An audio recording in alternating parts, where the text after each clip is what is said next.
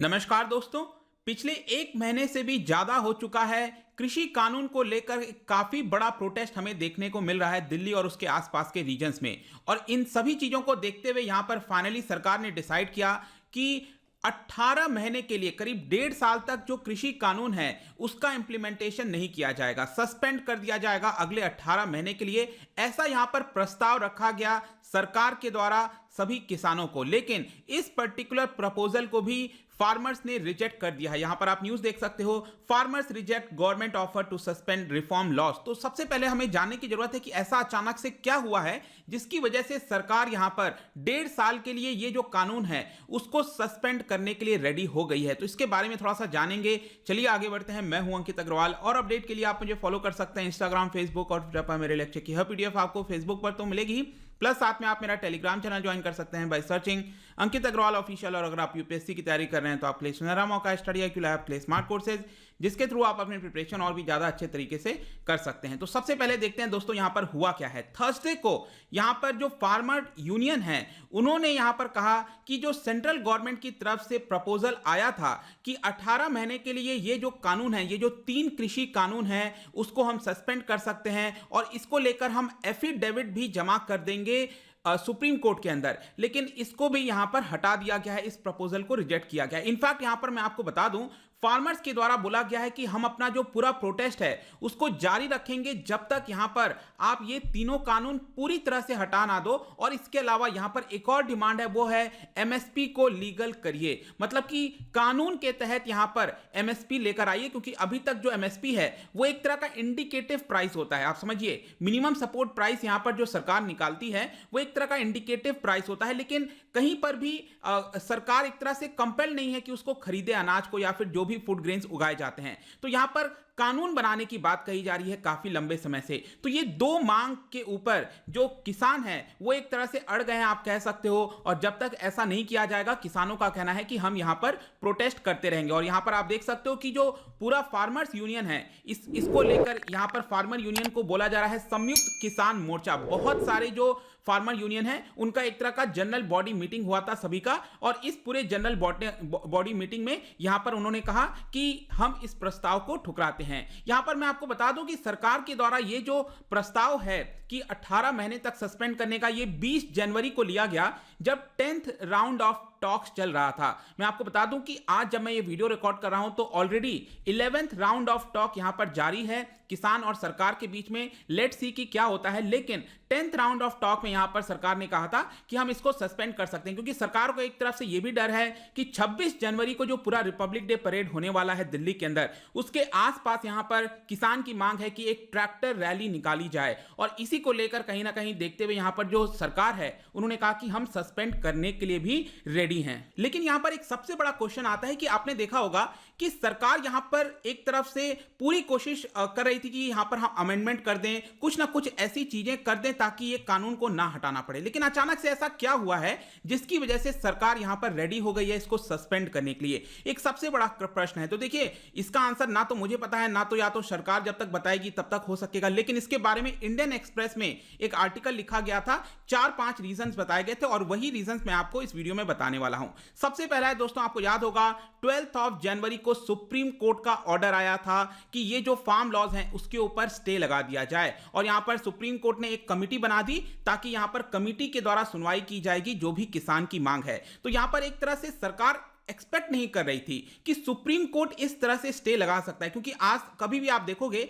Supreme court ने किसी भी कानून पर एक तरह से स्टे नहीं लगाया है। क्योंकि आज तक क्या होता था कि सुप्रीम कोर्ट हमेशा यही देखती थी कि वो कानून एक तरह से संवैधानिक है कि असंवैधानिक है। तो यहां पर असंवैधानिक होता था तब उसको हटा दिया जाता था। जैसे कि आपका जुडिशियल आपका एक्ट आया था जिसमें अपॉइंटमेंट की बात कही गई थी जुडिशरी की, तो यहां पर उसको एक तरह से अनकॉन्स्टिट्यूशनल बताया था। लेकिन यहां पर ये जो कानून है उसको एक तरह से स्टे लगा दिया। और कई सारे जो बीजेपी के लीडर्स हैं उनका कहना था कि ये एक तरह से जुडिशियल ओवर रीच है। लेकिन कई सारे ऐसे बीजेपी के लीडर्स थे, उनका यह भी मानना था कि हो सकता है कि सुप्रीम कोर्ट के दखल देने से कहीं ना कहीं ये जो पूरा प्रोटेस्ट चल रहा है 1 महीने से, वो यहां पर सॉल्व हो सकता है। तो कहीं ना कहीं सुप्रीम कोर्ट का ये जो रोल था पूरा, उसको देखते हुए भी शायद हो सकता है कि सरकार ने ये डिसीजन लिया होगा कि इस कानून को कुछ समय तक के लिए हम सस्पेंड कर देते हैं, ताकि ये जो पूरा प्रोटेस्ट है उसको रोका जा सके। नेक्स्ट यहां पर जो रीजन बताया गया था इंडियन एक्सप्रेस के आर्टिकल में, उसमें ये बोला गया कि जो आरएसएस के द्वारा, उनके जो लीडर्स हैं, उनके द्वारा कुछ पब्लिक में स्टेटमेंट दिए गए हैं,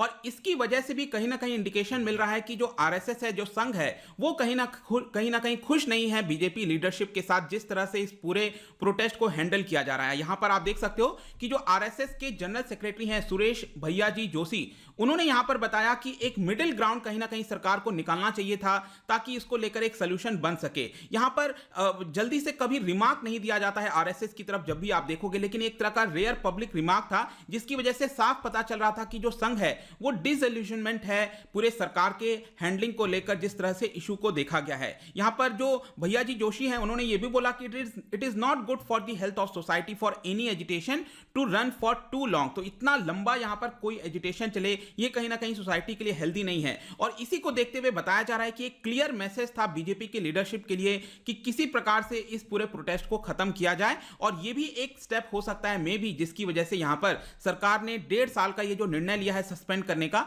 वो हो सकता है। इसके अलावा यहां पर नेक्स्ट एक और चीज है दोस्तों, देखिए क्या होता है कि पार्टी जब तक चीजें ठीक चल रही हैं तब तो सब सही चल रहा होता है, लेकिन धीरे धीरे क्या होता है कि डिसअप्रूविंग जो वॉइसेस हैं पार्टी के अंदर से, वो आने लगते हैं। और यहां पर यही हुआ है पिछले कुछ समय से, अगर आप देखोगे तो कहीं ना कहीं छोटी मोटी जो आवाजें हैं पार्टी के अंदर से, उनका यह कहना था कि सरकार को और ज्यादा डिलिब्रेशंस करना चाहिए था, बातचीत करनी चाहिए थी फार्म लॉस को लेकर। हो सकता है कि यहां पर एक सेलेक्ट कमिटी को भी भेज सकती थी, ताकि जो इतना ज्यादा ओपोजिशन हो रहा है वो यहां पर कमजोर हो सके और इतना बड़ा प्रोटेस्ट यहां पर नहीं होता। तो यहां पर फर्दर जो डिसअप्रूविंग वॉइसेस हैं पार्टी के अंदर, उसको भी एक तरह से बहुत ज्यादा ताकत ना मिल जाए, वो भी यहां पर एक रीजन हो सकता है जिसकी वजह से सरकार ने ये डिसीजन लिया हो। और लास्ट में दोस्तों यहां पर एक और रीजन बताया जा रहा है, दैट इज ट्रैक्टर रैली। एक बहुत बड़ा रीजन है, लेट मी टेल यू। 26 जनवरी को आप जस्ट इमेजिन करके देखो, एक तरफ रिपब्लिक डे परेड चलता है। क्या आपने कभी देखा है कि रिपब्लिक डे परेड चल रहा है और दूसरे स्क्रीन में यहां पर आपको दिख रहा होगा कि जो ट्रैक्टर रैली है, प्रदर्शन है, वो आपका निकलते हुए दिख रहा होगा। तो कहीं ना कहीं सरकार के लिए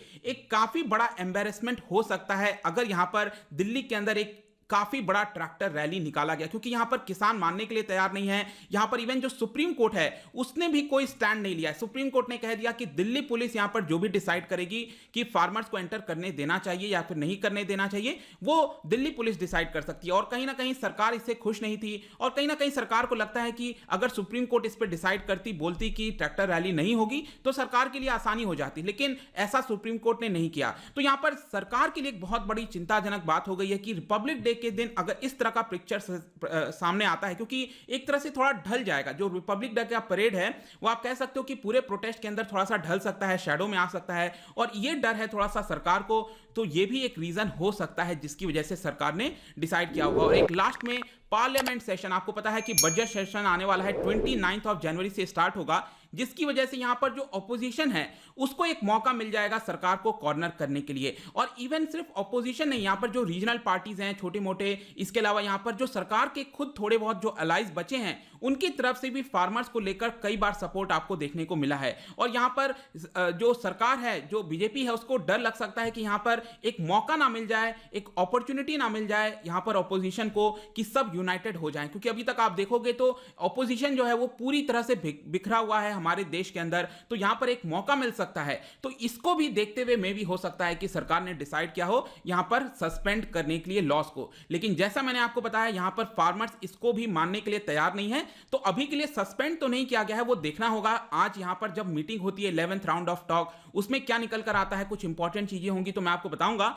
लेकिन जिस तरह का यहां पर स्टेप लिया हुआ है, अब इसको लेकर भी परेशानी हो गई है। कुछ लोग पार्टी के अंदर बोलने लगे हैं कि यहां पर एक बैड प्रेसिडेंस स्टार्ट हो जाएगा। कल के डेट में जो भी इंपॉर्टेंट रिफॉर्म्स लाए जाएंगे इकोनॉमी के अंदर, उसमें यहां पर सरकार को हमेशा यू टर्न करना पड़ेगा, क्योंकि इस तरह के दबाव बार बार आगे चलकर डाले जा सकते हैं। तो यह है आपका कंक्लूजन दोस्तों। आई होप कि जो रीसेंट अपडेट है, फार्मर्स ने जो रिजेक्ट किया है गवर्नमेंट का ऑफर, वो क्यों किया है, क्या ऑफर था, इसके बारे में सब कुछ आपको पता चल गया होगा। जाने से पहले मैं आपके लिए क्वेश्चन लेकर आया हूं। यहां पर प्रोटेस्ट की ही हम बात कर रहे हैं, संविधान से रिलेटेड यहां पर जो प्रोटेस्ट के बारे में लिखा हुआ है, इसी से रिलेटेड मैंने 2 स्टेटमेंट आपसे पूछा है। बताइए कौन सा करेक्ट होगा। इसका जो राइट आंसर है हमेशा की तरह मैं अपने इंस्टाग्राम पर तो डालूंगा ही, अगर आप इंस्टा पे नहीं हो कोई बात नहीं, टेलीग्राम से आप इसका राइट आंसर और एक्सप्लेनेशन ले सकते हैं। मैं कई सारे एमसीक्यूज यहां पर डालता रहता हूं स्टोरीज के फॉर्म में, आप जाकर प्ले कर सकते हो। अगर आप उनसे इकोनॉमी पढ़ना चाहते हैं, कोई भी कोर्स परचेज करना चाहते हैं, स्टडी IQ ऐप पर जा सकते हैं। आई होप कि वीडियो आपको पसंद आया होगा।